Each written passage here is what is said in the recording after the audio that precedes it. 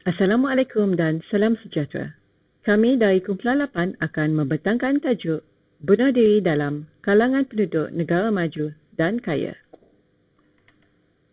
Ahli-ahli Kumpulan 8 terdiri daripada Muhammad Aizif bin Ahmad, Suziana binti Fauzi, Alzia binti Muhammad Asim, Adila Liana binti Adli, Ili Nohani binti Zaidi, Noah Sikim binti Muhammad Yunan. Bunuh diri adalah masalah kesihatan global dan permasalahan sosial masyarakat sejagat. Ianya merupakan satu fenomena yang kompleks kerana punca berlakunya perkara ini sangat sukar untuk dikenal pasti. Bunuh diri dapat didefinisikan sebagai usaha seseorang untuk menyakiti dirinya sendiri dengan tujuan meniadakan atau menghilangkan nyawanya sendiri. Pelbagai cara dilakukan untuk membunuh diri dan kaedah yang paling popular digunakan adalah seperti menggunakan senjata api, racun dan menggantungkan diri. Menurut Pertubuhan Kesihatan Sedunia (WHO), hampir 800,000 orang mati kerana bunuh diri setiap tahun. Secara umumnya, kejadian bunuh diri sering dikaitkan dengan negara miskin dan mundur. Namun, terdapat juga kajian yang dijalankan mendapati negara-negara maju dan kaya seperti Amerika Syarikat, Jepun dan Korea Selatan juga tidak terkecuali dari perkara ini. Mengambil contoh negara Jepun sebagai rujukan. Jepun merupakan salah satu negara termaju dalam pelbagai bidang. Namun, Jepun juga salah satu negara yang tinggi dengan kadar kes bunuh diri. Mengapa? Dalam mencari sebab dan akibat, harus diakui bahawa dalam budaya tradisi masyarakat Jepun, amalan bunuh diri dikatakan sesuatu bentuk tanggungjawab dan permohonan maaf demi menjaga maruah diri dan keluarga. Trend ketidaksamaan pendapatan dilaporkan menjadi punca utama kepada peningkatan tekanan psikologi seperti rasa tidak puas hati, kekurangan serta kemurungan dan sekaligus membawa ke arah pemikiran bunuh diri. Secara keseluruhannya, konsep bunuh diri terlalu klasik untuk diterangkan bagi negara maju dan kaya. Ini kerana kecenderungan seseorang untuk melakukan tindakan bunuh diri tidak begitu terlihat dengan jelas akibat mengamalkan sikap berdiam diri dan memendam rasa.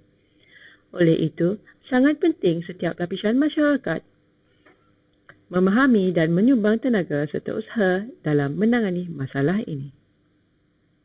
Assalamualaikum warahmatullahi wabarakatuh. Saya Noah Sikim binti Muhammad Yunan. Saya akan membentangkan faktor yang dikaitkan menjadi punca kepada berlakunya bunuh diri di dalam kalangan penduduk negara maju dan kaya. Antara faktor-faktor tersebut ialah satu, faktor ekonomi. Dalam faktor ekonomi, pengangguran menyebabkan seseorang tidak dapat memenuhi kehendak dan pencapaian hidup di negara maju dan kaya. Ini sekaligus mendorong ke arah aktiviti membunuh diri. Muflis. Kehilangan sumber kekayaan secara tiba-tiba boleh mengakibatkan seseorang individu berasa tertekan dan akhirnya mengambil jalan singkat dengan membunuh diri. Ketidaksamaan pendapatan. Pelbagai kajian mengingatkan faktor utama seseorang bertindak membunuh diri adalah disebabkan jurang perbezaan di antara golongan kaya dan miskin yang mengakibatkan tekanan yang melampau.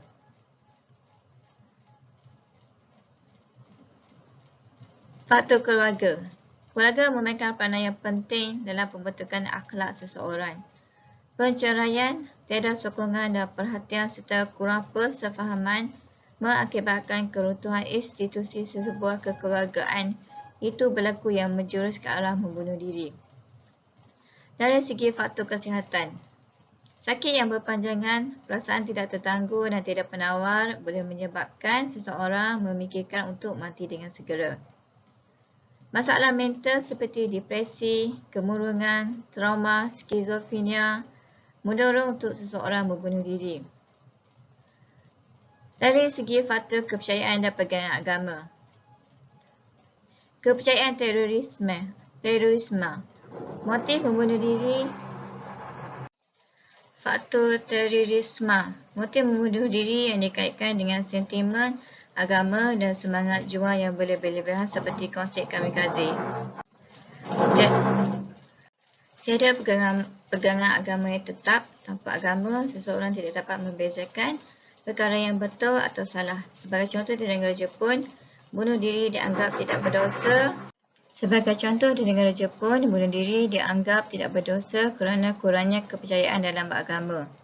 Dari segi faktor persekitaran, penderaan secara fizikal maupun secara seksual, pengaruh alkohol, diskriminasi, jenayah, buli dan penyalahgunaan dadah membawa kepada persekitaran yang negatif dan tidak selesa. Tekanan-tekanan tersebut mendorong seseorang untuk membunuh diri.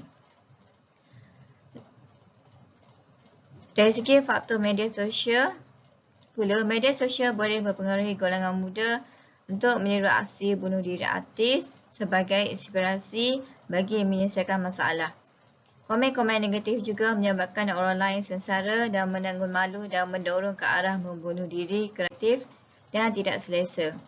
Tekanan-tekanan tersebut mendorong seseorang untuk membunuh diri. Dari segi faktor media sosial pula, media sosial boleh mempengaruhi golongan muda untuk meniru aksi bunuh diri artis sebagai inspirasi bagi menyelesaikan masalah. Komen-komen negatif juga menyebabkan orang lain sengsara dan menanggung malu dan mendorong ke arah membunuh diri kerana tidak tertangguh dengan tekanan tersebut. Sekian, terima kasih.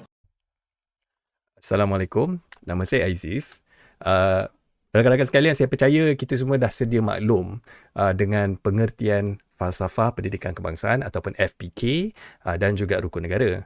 Kita semua faham apakah maksud dan matlamat yang terkandung dalam elemen-elemen falsafah pendidikan kebangsaan dan ideologi yang diterapkan melalui rukun negara. Namun, apakah kaitannya antara FPK, rukun negara dan juga bunuh diri? Kaitan-kaitan ini akan dikupas dengan lebih mendalam oleh ahli-ahli kumpulan saya yang lain. Jadi saya di sini ingin membawa anda kepada perspektif kesejahteraan diri yang boleh dicapai melalui penghayatan falsafah pendidikan kebangsaan dan rukun negara. FPK menyediakan landasan dan arah tuju dalam mencapai kesejahteraan. Kita semua sedia maklum, kesejahteraan bermula daripada diri sendiri. Jadi FPK ni dia menerapkan ilmu pengetahuan yang seimbang dan dalam membentuk kawalan emosi seseorang individu, sekaligus membina jiwa yang tenteram supaya kita semua dapat mencapai kesejahteraan dalam hidup kita. Maksudnya kat sini kita berupaya berfikiran rasional serta membina kekuatan mental dalam mempersiapkan diri kita menghadapi tekanan-tekanan di dalam hidup. Contohnya, kekuatan mental dalam menghadapi tekanan untuk menyiapkan tugasan-tugasan yang diberikan oleh Ustaz Hambali. Terutama sekali bila kita terpaksa menyiapkan tugasan tu melalui tulisan tangan, walaupun teknologi yang dicapai sekarang ni hanya memerlukan kita menaip sahaja. Jangan marah Ustaz. Kurau je. Siapa yang marah? Aku bukannya marah. Rukun negara pula merupakan satu ideologi yang menjadi pegangan untuk setiap rakyat Malaysia. Selain daripada matlamatnya untuk memupuk semangat perpaduan sesama kaum, rukun negara juga berkaitan dengan matlamat hidup serta pembangunan sasiah diri. Ia menjadi garis panduan dalam menjalani kehidupan kita supaya kita saling bantu-membantu dan menyantuni antara satu sama lain. Kita diajar untuk memudahkan urusan orang lain. Assalamualaikum dan salam sejahtera. Saya Suzy. Seterusnya saya akan membentangkan subtopik berkenaan pandangan aliran falsafah atau tokoh terhadap isu bunuh diri. Terdapat berbagai pendapat dan perbincangan sama ada menyokong atau tidak mengenai isu bunuh diri di kalangan tokoh-tokoh dan aliran falsafah. Antara yang mendorong ke arah konsep bunuh diri ini terjadi adalah seperti amalan di negara Jepun iaitu dikenali sebagai Bushido yang bermaksud jalan para pahlawan. Ia merupakan satu konsep falsafah yang membawa kepada perilaku masyarakat Jepun di mana konsep ini menekankan kehormatan, kesetiaan, penguasaan seni mempertahankan diri dan kehormatan sehingga mati. Harakiri dan seppuku adalah cara membunuh diri terkenal di kalangan para samurai suatu ketika dahulu. Walau bagaimanapun, harus diakui bahawa setiap agama juga menekah penganutnya daripada membunuh diri sendiri. Beberapa aliran falsafah menolak konsep bunuh diri ini daripada berlaku. Antara aliran falsafah tersebut ialah liberalisme klasik, di mana John Stuart Mill mengatakan kebebasan ialah keupayaan seseorang untuk membuat pilihan. Namun, pilihan untuk membunuh diri harus dicegah bagi mengelakkan sebarang kehilangan untuk membuat pilihan seterusnya. Yang kedua, utilitarianisme, di mana William Godwin mengatakan bunuh diri dianggap tidak berakhlak kerana ia merupakan satu kesilapan atas dasar keseronokan daripada memilih untuk terus hidup. Yang ketiga, deontologisme, di mana Immanuel Kant mengatakan pembunuhan diri adalah satu tindakan yang tidak beretika demi untuk memuaskan diri sendiri.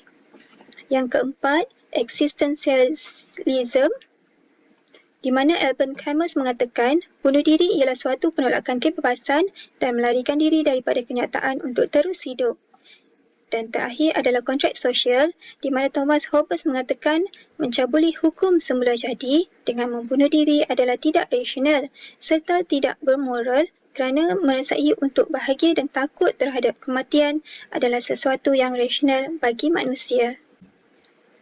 Okay, Bismillahirrahmanirrahim. Assalamualaikum warahmatullahi wabarakatuh. Nama saya Ili Nurhani binti Zaidi. Okay, sekarang saya akan menerangkan mengenai implikasi ataupun kesan kepada individu, keluarga dan masyarakat terhadap isu bunuh diri inilah. Okay, kalau kita lihat daripada segi individu, dalam Islam tu sendiri ada mengatakan bahawa kalau kita, apa yang kita buat dekat muka bumi ni akan dibalas di akhirat kelak lah. So let's say-nya, seperti yang kita tahulah dalam Islam ni bunuh diri ni adalah haram dan berdosa besar. Jadinya apa yang kita buat tu, bila kita ambil tindakan untuk bunuh diri tu, kita akan dibalas yang setimpalnya lah di akhirat kelak. Yang keduanya, let's say lah kalau seseorang individu tu ada cubaan untuk bunuh diri kan, tapi gagal cubaan bunuh diri dia akan rasa, hidup dia akan rasa tertekan, hidup dia akan rasa malu dengan orang sekeliling dia sebab dia dah ambil keputusan untuk bunuh diri. Jadi of course lah orang sekeliling dia akan mengata, akan kecam dia dan sebagainya lah. Okay. Yang keduanya, kita tengok daripada segi keluarga. Kalau individu yang ambil keputusan untuk bunuh diri itu merupakan ahli keluarga, ketua keluarga, apabila dia ambil keputusan untuk bunuh diri, ahli keluarga dia yang lain akan merasa tekanan yang sangat hebat lah sebenarnya, sebab diorang hilang tempat untuk bergantung, diorang hilang sumber pendapatan, diorang hilang sokongan, support system lah. Sebab of course lah ketua keluarga tu kan support system yang paling besar kan. Jadi diorang akan hilang semua benda tu. Let's say kalau sebagai contoh, kalau parents yang kehilangan anak akibat bunuh diri, orang sekeliling ataupun jiran tetangga, masyarakat ataupun even ahli keluarga-keluarga yang lain pun akan mencemuh ibu bapa tu, akan mengatakan yang ibu bapa tu tak reti nak jaga anak, tak reti nak didik anak, sehingga anak tu ambil keputusan untuk bunuh diri. Okay. Yang seterusnya kita tengok dari segi masyarakat lah. Kalau dari segi masyarakat, hidup masyarakat tu, kalau let's say kalau terlalu banyak sangat kes dari sehari ke sehari kan, sebagai contohnya macam pandemik sekarang lah kan, setiap hari kita tengok banyak sangat kes kan, kita jadi macam takut. Even kita duduk rumah tak pergi mana-mana pun kita jadi takut juga, walaupun kita tak buat apa-apa pun sebenarnya kita duduk rumah je. Kita tak kira macam kemungkinan untuk kita dijangkiti tu sangat rendah, tapi kita still takut. Sebabnya setiap hari kes makin banyak sekarang. Let's say lah kalau rate bunuh diri ni semakin banyak setiap hari kita akan dengar kes bunuh diri, kes ni sekarang pun ada kan, banyak kes bunuh diri disebabkan tekanan, tak dapat survive sebab pandemik ni kan. So hidup kita akan sentiasa rasa takut, hidup masyarakat tu akan tak aman lah. Sebabnya kita takut, mungkin sebab kita tak tahu orang sekeliling kita rasa apa. Sebab selalunya orang bunuh diri ni adalah orang yang tak bercerita. Dia nampak macam okey je, tiba-tiba tahu cerita dah bunuh diri, macam tu lah kan. So kita akan rasa risau lah, kita akan tak tenteram hidup kita. Okay, yang keduanya, dia akan mewujudkan trend ataupun dia akan jadi contoh yang besar kepada orang-orang lain. Contohnya macam kalau terlalu banyak sangat isu bunuh diri ni, terlalu banyak sangat kes bunuh diri ni, apabila individu lain yang orang-orang lain nampak, dia akan rasa macam, oh, kalau aku ada masalah, aku tak dapat cari jalan penyelesaian, aku boleh bunuh diri, itulah jalan penyelesaiannya. Orang akan rasa macam tu. So dia akan jadi pembunuhan diri yang beramai-ramai. Orang akan ikut trend tu sebab orang rasa once bunuh diri dah selesai masalah semua. So itu pun antara salah satu contoh yang akan berlaku lah kepada masyarakat. Yang ketiga adalah melahirkan individu yang mengambil jalan mudah lah, macam saya cakap tadi, sebab dia rasa macam tak ada penyelesaian lain, so dia nak ambil jalan bunuh diri tu sebagai penyelesaian dia, sebab dia rasa once dia bunuh diri masalah dia akan selesai. Okay. Yang terakhir adalah dari segi negara. Kalau kita tengok bila terlalu banyak sangat peratusan kes bunuh diri dekat sesuatu negara tu, image negara itu akan tercalar.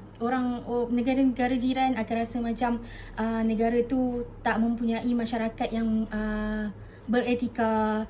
Lepas tu dia akan buat macam pelabur-pelabur luar kurang percaya kepada negara tu, dan benda tu akan efek juga benda-benda lain. Dia berkait lah dengan setiap benda. Bila pelabur luar dah kurang melabur kepada negara tu, dia akan efek dari segi ekonomi, dia akan efek juga daripada segi, let's say kalau macam turis dah tak nak datang dah dekat negara tu sebab takut kan dengan kes-kes macam tu.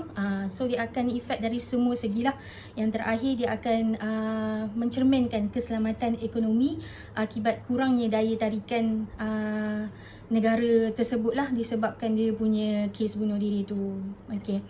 Itu je daripada implikasi dan kesan kepada individu, masyarakat dan negara. Terima kasih. Saya adalah Lana binti Adli. So kali ini kita akan masuk pula pada cadangan dan cara-cara menangani isu bunuh diri. Seperti yang sedia maklum, isu bunuh diri ini adalah perkara atau gejala yang tidak sihat dan juga amat dilarang bagi setiap sisi agama. Jadi antara cara-caranya adalah yang pertama, pengurusan mental dan emosi. Individu yang mengalami masalah yang serius seharusnya mengambil inisiatif yang lebih efektif seperti menghadiri sesi rawatan kaunseling maupun psikoterapi. Yang kedua, bagi ahli keluarga, masyarakat dan pemimpin juga perlulah peka dalam mengenal pasti tanda-tanda amaran yang berlaku dalam kalangan ahli keluarga maupun rakan sejawat serta orang sekeliling mereka. Yang ketiga, iaitu peranan media. Baik penulisan maupun komen negatif perlu ditukar menjadi lebih sensitif dan membangkitkan kesedaran kepada masyarakat. Yang keempat, semangat kekitaan. Sikap ambil peduli seharusnya dijadikan kaedah yang positif dalam mengambil berat akan hal kebajikan masyarakat sekeliling sekaligus dapat mengurangkan beban yang ditanggung oleh mangsa. Seterusnya ialah undang-undang negara. Seharusnya undang-undang ini perlu ke arah mendidik dan bukannya menghukum tanpa sebab yang munasabah terhadap mangsa supaya ia tidaklah memberi kesan ataupun impak yang sangat kuat terhadap mangsa. Yang keenam, gaya hidup yang sihat. Kesihatan yang baik sama ada dari segi fizikal dan mental akan membawa kepada pencapaian dalam kesejahteraan hidup. Dan yang terakhir sekali, pegangan hidup dan kepercayaan agama yang kuat. Setiap agama, kepercayaan agama pasti mengajar penganutnya supaya sentiasa membuat kebaikan, tidak kira untuk diri sendiri maupun orang lain. Perbuatan pembunuh diri adalah haram dan dilarang serta seharusnya dielakkan. Rumusan daripada perbentangan kami pada hari ini ialah arus kemajuan sesebuah negara tidak seharusnya memberi kesan dan impak psikologi kepada rakyatnya. Ia seharusnya memberikan kesenangan yang boleh dirasai oleh segenap lapisan masyarakat tanpa sebarang penindasan serta lebih fokus kepada kesihatan mental dan fizikal seseorang individu. Ini juga bermaksud perlunya untuk melahirkan masyarakat yang kental daripada segi mental serta fizikal yang mampu berhadapan dengan tekanan arus pemodenan. Oleh yang demikian, nilai-nilai yang terkandung dalam FPK juga harus diberikan perhatian dan mungkin sudah tiba masanya untuk FPK menjalani pengubahsuaian yang menyeluruh serta sesuai dengan peredaran zaman. Rujukan. Sekian, terima kasih.